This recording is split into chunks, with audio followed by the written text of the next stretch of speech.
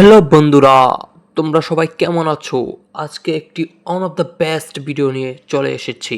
এই ভিডিওটা তৈরি করতে 7 ডেজ সময় লেগেছে। চলো সেই ভিডিওটা শুরু করা যাক এবং কমেন্ট, সাবস্ক্রাইব, লাইক করতে ভুলবে না বন্ধুরা। চলো শুরু করা যাক। 1, 2, 3। পৃথিবীর ইতিহাস বলতে পৃথিবী নামক গ্রহটির উৎপত্তি থেকে আরম্ভ করে বর্তমান সময় পর্যন্ত সমগ্র সময়কালকেই বোঝানো হয়। অতীতের মূল ঘটনাগুলো সম্পর্কে বুঝতে প্রকৃতি বিজ্ঞানের সমস্ত শাখায় মানুষকে সাহায্য করছে। পৃথিবীর বয়স মহাবিশ্বের বয়সের কম বেশি 1/3। এই বিপুল সময়ের মধ্যে অজস্র ভূতত্ত্ব পরিবর্তন পৃথিবীতে ঘটে গেছে। জীবনের উদ্ভূত হয়েছে এবং সেই জীবন এসেছে বিবর্তনে।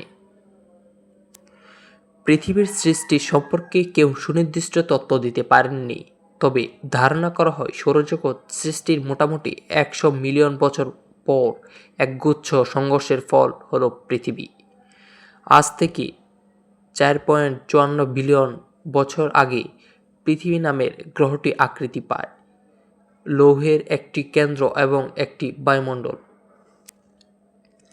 থিয়া নামের মোটামুটি মঙ্গলের আকৃতি একটা গ্রহাণুর সাথে সংঘর্ষ হয় পৃথিবী মোটামুটি আস্তই থাকে, কিন্তু বায়ুমণ্ডল উড়ে যায় আর ধ্বংস হয়ে যায় এই গ্রহটি। এর ধ্বংসসব থেকেই তৈরি হয় চাঁদ।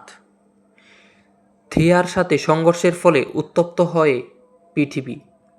টকবক করে ফুটতে থাকা গলিব লাভার সমুদ্র তখন চারদিকে। শুক্র গ্রহের অবস্থা এখন যেমন, তখন পৃথিবীর অবস্থা ছিল ঠিক তেমনই। আস্তে আস্তে ঠান্ডা হয় পৃথিবী।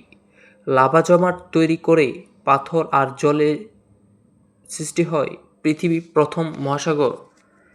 এ সময় তৈরি হয় পৃথিবীর প্রাচীনতম খনিজ জিরকন। এদের বয়স মোটামুটি 4.4 বিলিয়ন বছর। এখন পৃথিবী বিভিন্ন মহাদেশ বসে আছে অতিকায় সব টেকটোনিক্স বেল্ট এর উপরে। আদিম টেকটোনিক্স বেল্ট ছিল অনেক ছোট। এদের মাঝে অনেক সময় প্রচুর পরিমাণে স্বর্ণরূপের মতো দামি ধাতু পাওয়া যায়। আজ থেকে প্রায় 3.8 বিলিয়ন বছর আগে তৈরি হয়েছিল প্রথম এসব মহাদেশ। মোটামুটি 3.5 বিলিয়ন বছর আগে সালোকসংশ্লেষণ থেকে আসে প্রথম অক্সিজেন।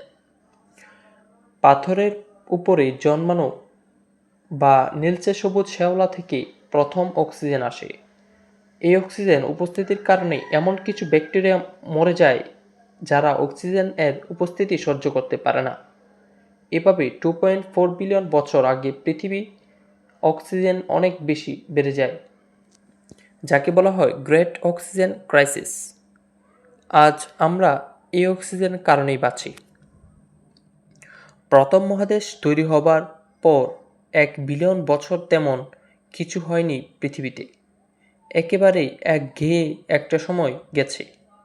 মহাদেশগুলো আটকে ছিল একটা ট্রাফিক জ্যামের মতো, অর্থাৎ তেমন একটা নাড়াচড়া করেনি।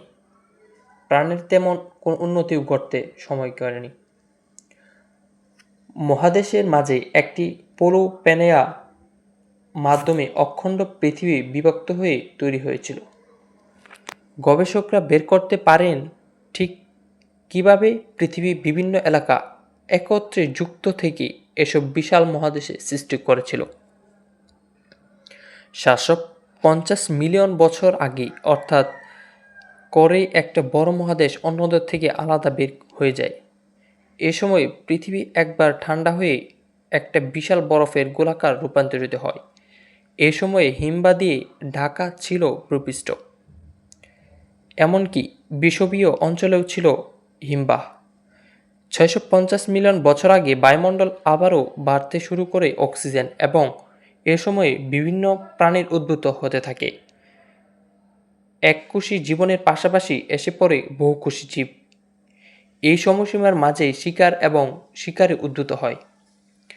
পৃথিবীর ইতিহাসে সবচাইতে বড় বিলুপ্তির ঘটনা ঘটে আজ থেকে 252 মিলিয়ন বছর আগে পারমাণবিক পিরিয়ডে। মাত্র 60,000 বছরের মাঝে প্রায় 90% জিরে বিলুপ্তি ঘটে। ৬৬ মিলিয়ন বছর আগে ক্রেটেশাস পিরিয়ডে বিলুপ্ত ঘটে ডাইনোসর ও ৮৫% জীবের। পারমিয়ান পিরিয়ডে এই বিলুপ্তির কারণে ছিল সাইবেরিয়া এক বিশাল অগ্ন্যুৎপাত। পরিবেশ পরিবর্তনের কারণে বিলুপ্ত ঘটতে দেখা গেছে ৪৫০ মিলিয়ন বছর আগে বড়সড় একটা তুষার ঝড়ের কারণে বিলুপ্ত হয় এ প্রাণীগুলোর। ৫টি বরফ যুগ দেখা যায় পৃথিবীর ইতিহাসে। আপনি কি জানেন এখন আমরা একটি বরফ যুগের মাঝে বাস করছি? আজ থেকে প্রায় ১১,৫০০ বছর আগে শুরু হয়েছিল এই বরফের যুগ। বর্তমান সময়ে প্লাস্টিক এত বেশি আবর্জনা জমে গেছে যে অনেক বিজ্ঞানী একে প্লাস্টিক যুগ বা প্লাস্টিক পিরিয়ড বলে আখ্যা দিচ্ছেন। এসব প্লাস্টিকের কিছু আবার নতুন এক ধরনের পাথরে রূপান্তরিত হয়েছে। আজ থেকে মিলিয়ন বছর আগেও এসব প্লাস্টিক চিহ্ন পাওয়া যাওয়া খুব মুশকিল ছিল। তো বন্ধুরা, পৃথিবী সম্পর্কে অনেক কিছু জানলে। পৃথিবী অনেক আগে থেকেই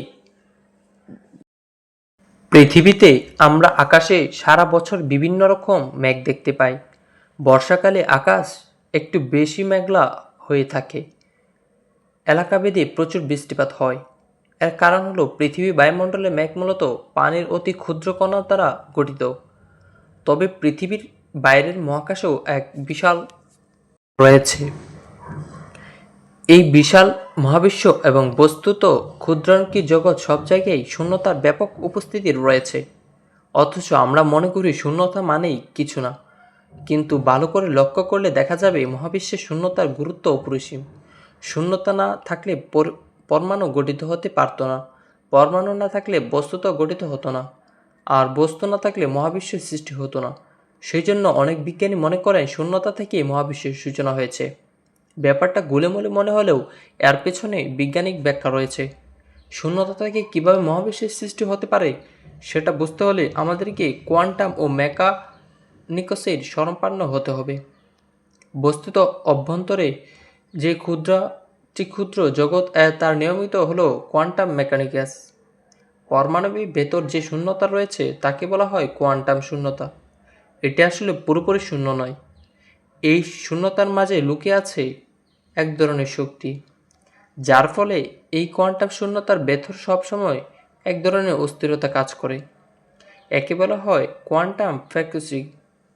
এর ফলে কোয়ান্টাম শূন্যতার মাঝে সর্বদাই ভার্চুয়াল কণা ও প্রতি কণার উদ্ভূত হয়, আবার মুহূর্তের মধ্যেই তারা শূন্যে ভেসে যায়।